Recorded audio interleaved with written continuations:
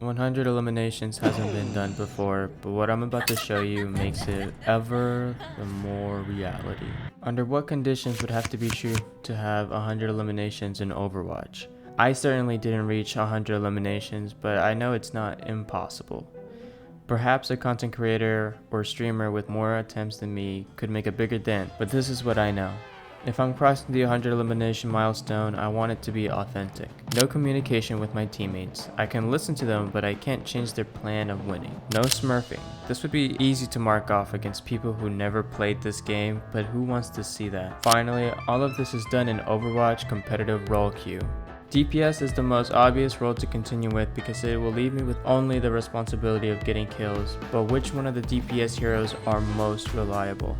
Statistically, according to Overbuff, the most prominent hero of all ranks in the DPS role is Pharah. Knowing this, I took the first 3 weeks playing as her to aim for the highest kill record in Overwatch, but I learned quickly she's not someone to engage with. If I'm not near my supports, I'm risking 10 seconds away from my match, because all it takes is a coordinated dive and I'm dead. Relying on my teammates every match frustrated me because it's not under my control to save myself, and every elim counts. I transitioned to Tracer for 3 main reasons that no other DPS has. I had more experience with Tracer, meaning I'm already on the right foot to tying the knot. She has the most self-relying ability of any hero, Recall. Her ultimate is a guaranteed kill. Every spray pellet I hit, I get closer to hitting one more kill at the end of every minute. Looking at my stats, my highest elimination count for the season was 52. That was me without the goal, without the mindset of hitting 100 eliminations. If I could play at least 3 levels higher than my opponent, then I'm guaranteed to hit 100 eliminations. Where am I going to build the mindset of someone 3 levels higher than me? Wizard Hyung is an Overwatch professional coach and posted one of his students doing an unranked to GM as Tracer. Phenomenal timing because this was around the time when I was starting to do this challenge and I learned so much. But we had different goals. He was aiming for the shortest games to GM while I was aiming for the most elims in every game. Since 2021, the world record of elims in a public competitive match was 81 elims in a 22-minute 21-second Junkertown match as Widowmaker.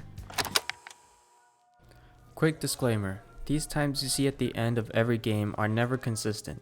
When I'm counting the playtime, I'm measuring every second both spawn doors are open until the round is over. For example, setup times are different between game modes, but the match hasn't started until both teams can fight each other. For some reason, while time is slowing down when a round is over, this scoreboard animation actually counts into your playtime. It's not until you get to the hero select screen that it'll pause. However, if you were to go to the replays and see your playtime as your hero, it will be 100% accurate. Also, sometimes in push, the actual game length would be off by 2 minutes. Because of this, I switched to subtracting the timestamps in VODs between rounds to have the most accurate game length data, because even if the number is wrong, the logic of how long it should have ended is fact. In this video, he averaged 3 to 4 elims every minute. Granted, he did have a mercy pocket for majority of his match to keep him alive in his run, but he did die 12 times. A brief explanation on respawn times. Every death is mostly 10 seconds. There are exceptions like in push, if you died when the enemy hits their checkpoint, you'll respawn in 3 seconds, or if you get revived by mercy. However, if you're in overtime, the respawn time gets extended to 13 seconds, and in push 12 seconds. Kenzo died 12 times and wasn't revived once from the video he was uploaded. This means 2 minutes of the 22-minute run was spent spectating. That is still impressive no matter how you slice it. But having this number as low as possible, we're able to maximize our playtime window. Speaking of, which one of the 5 game modes offer the most playtime? The game mode with the highest playtime can lead us with the highest elimination count. For control, the time bank starts when the point is captured. However, if no one captures the point, then the time bank will never start and you can play indefinitely. But let's say it's pretty normal for people to capture the objective, and in that case, the maximum time bank is 5 minutes and your minimum is 2 minutes and 30 seconds. You're looking at low end 5 minutes or a maximum of 15 minutes, not including overtime.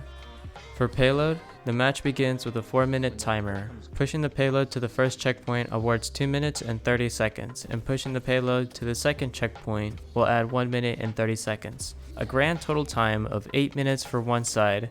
Switch places and you'll have a 16-minute game. However, if both teams push it to the end, the clock will give both teams a minute to start the next round.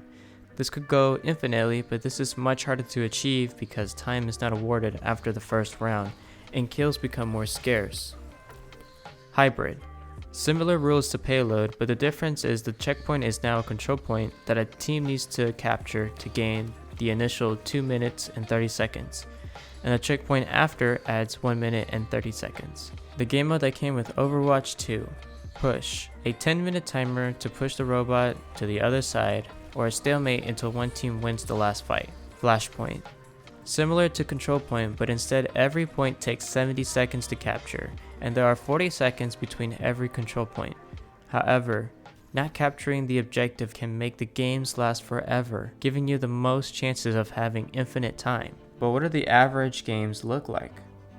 I've recorded Wizard Hyung's games and compared them to my games and found some interesting discoveries. Flashpoint, Hybrid, and Payload were game modes that had more elims and more time, but I didn't like the small sample of games I had for my calculations. I went ahead and gone to Twitch and recorded 50 games of every game mode and put them in a diamond chart. Towards the end, it was hard to find any games of a certain game mode because the chances are depicted by the number of maps in Overwatch. There are 28 maps, but there are only 2 Flashpoint maps. As I was collecting research for this video, I was so desperate to find Flashpoint game modes that I went to Awkward VODs, a true grinder of Overwatch, to finish my 50 games, and it took 5 streams and 5 hours into the 5th stream to find one game of Flashpoint. I originally wanted to make a separate chart for every rank to determine if game mode lengths changed by rank, but as you can see, I would have never been able to finish this video. I also used mostly Diamond games because most of Overwatch streamers that are in Diamond have the most games to collect data from. Anyways, to better analyze how we can maximize our potential to get 100 eliminations, this is what I propose. Payload, Hybrid, and Flashpoint are going to be the only game modes to make this possible. They offer the most eliminations and time. Playing Widowmaker for the opening picks on Payload and Hybrid may be beneficial to keeping your elimination rate up. Patience is key for this challenge.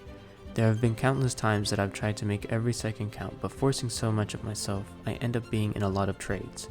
But had I just waited 6 more seconds, my team would have came in with all of their ults for me to grab a sweet team kill for my score.